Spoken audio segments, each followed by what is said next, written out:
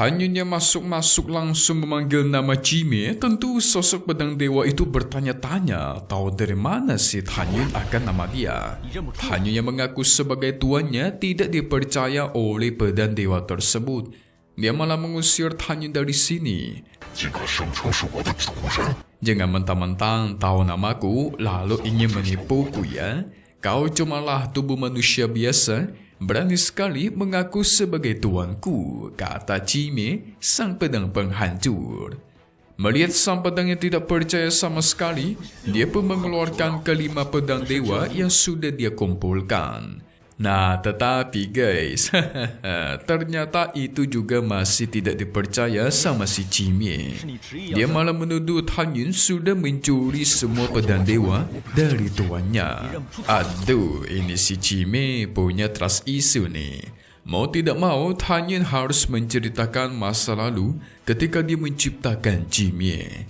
Jadi dulu si Hanyun mau memanggil dia sebagai Humie. Tapi sang pedang malah meminta dipanggil sebagai Jime.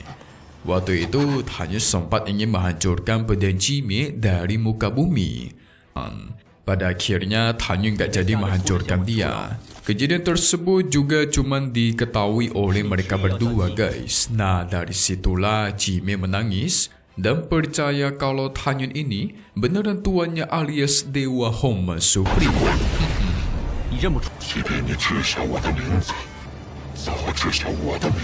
Jime sudah menunggu begitu lama, tetapi Hanyun pastikan membutuhkan waktu ratusan tahun lagi mereka akan kembali ke alam dewa untuk balas dendam. Saat mencapai ke alam dewa, dia harus menyerap kekuatan keabadian, barulah bisa mendapatkan kembali kekuatan dari pedang-pedang dewanya guys. Yang berarti pedang dewanya Hanyun sekarang itu belum bisa digunakan sampai Hanyun mendapatkan kekuatan abadi dari alam dewa.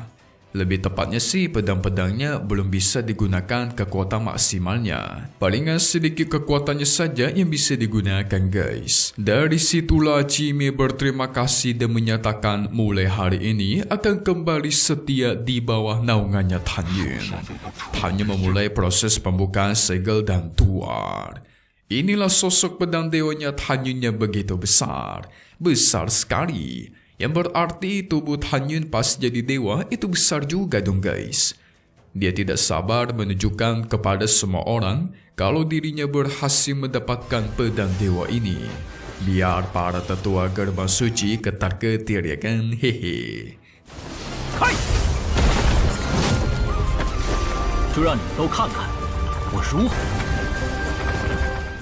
Akhirnya Hanyun pun berhasil mendapatkannya. Beberapa tebasan pedangnya saja itu cukup untuk menghancurkan gunung di sana guys. Sungguhlah kuat. Ledakan besar terjadi membuat orang-orang di luar terkejut bukan main. Setelah itu Hanyun kembali ke sisi mereka. Di sini ketua Tantai tertawa keras. Sungguh mantap kata dia guys. Tetua penegak hukum masih tidak percaya melihat bocah ini yang bisa mendapatkan pedang dewa. Sehingga dengan ini Hanyun pun secara resmi dinyatakan menjadi tuan muda sekte Huangfu. Dalam 3 hari ke depan, semua orang akan berkumpul di lapangan. Dan ketua Tantai bakal mengumumkan upacara penobatan pemimpin muda sekte yang baru. Setiap pemimpin dari divisi harus mengirimkan 1 orang atau pemimpinnya sendiri untuk mengikuti acara ini. Nggak ada satupun yang boleh absen. Nggak boleh nggak datang ya guys, wajib datang semua. Berani melanggar aturan maka harus siap untuk dibantai, dieksekusi. Ampun, sadis sekali.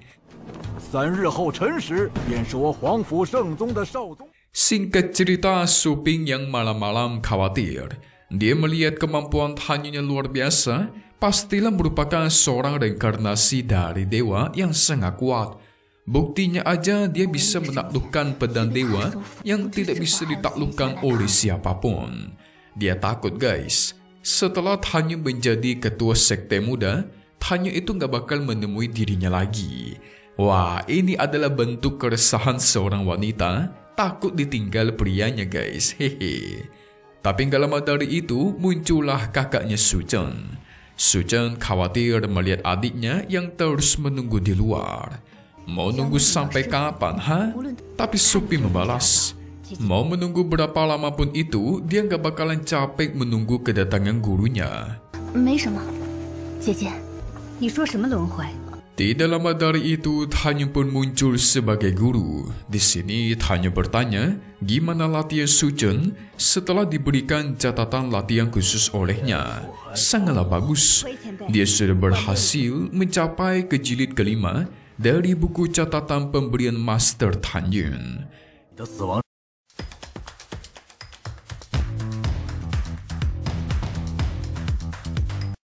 圣经，你修炼的。 见过前辈。 Setelah itu, Suchan pun pergi dari sana.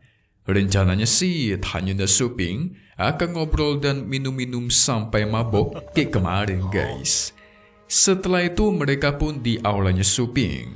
Di sini, Suping yang begitu sedih mengira gurunya nggak mau bertemu dengan dirinya lagi karena begitu lama tidak kunjung muncul untuk menemui dia.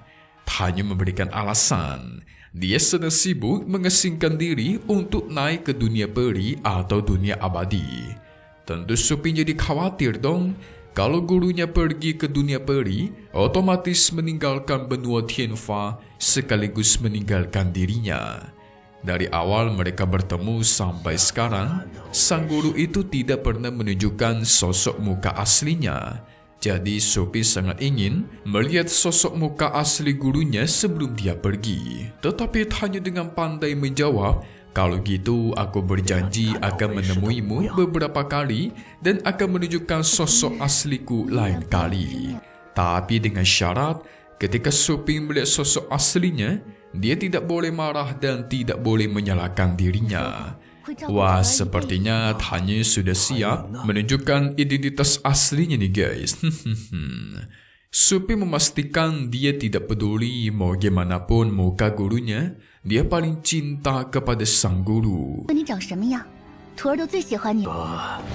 师傅，你放心。 Tapi kan sebelumnya si Suping mengatakan dia suka sama si Tanyun. Suping mengaku dia waktu itu cuma berbohong. Jaelah. Suping juga merasa kalau pil awet muda yang diberikan oleh Tanyun kemarin itu adalah palsu. Karena ini baru beberapa tahun aja, si Suping itu sudah berubah mukanya semakin tua. Sebenarnya sih lebih cantik begini ya. Tetapi Suping takut kalau dia makin tua nanti gurunya makin gak suka sama dia pula. Hehe. Dewa Pak Boy maunya sama yang muda-muda guys, yang cantik-cantik lah. Tentu tidak demikian dong. Tapi ketika mereka berdua mau ciuman, tiba-tiba tua. Hanya dipentalkan oleh kekuatan misterius dari dalam dirinya Suping. Tentu membuat mereka bingung apakah itu. Tanyu yakin pasti ada sosok kuat yang tertidur di dalam dirinya Suping. Suping sendiri tidak tahu dan tidak pernah mendengar hal semacam itu dari dirinya guys. Tanyu mencoba mengecek dengan kemampuannya. Tapi ternyata di dalam dirinya Suping ada semacam kekuatan penutup yang membuat Tanyun tidak bisa mengintip apa yang ada di dalam. Wah, berarti sangat kuat nih guys. Buktinya Dewa Pak Boy kita saja tidak bisa mengintipnya. 为何在我身体里？徒儿从来都不知道啊。恐怕蛰伏着某种强大的。 Tanyun yang curiga ingin mencoba mencium Suping buat kedua kalinya sehingga tua. Lagi-lagi dia dipentalkan oleh kekuatan itu guys. Haha, ini si Tanyun nagih apa gimana nih? Tapi dari situ si Tanyun juga percaya sosok kekuatan di dalam dirinya Suping itu tidak berniat menyakiti dirinya, melainkan ingin melindungi Suping dari bahaya luar. Makanya setiap dia mau dicium oleh Tanyun itu langsung dipentalkan. Tanyun pun memberikan pesan kepada sosok kekuatan itu, aku adalah gurunya Suping. Kau sama sekali tidak diperbolehkan menyakiti muridku. Jikalau berani, maka akan kucari dan kuhancurkan dirimu nanti. Setelah itu, Tanyun pun pamit pergi dari sana dengan alasan pengen mengesingkan diri.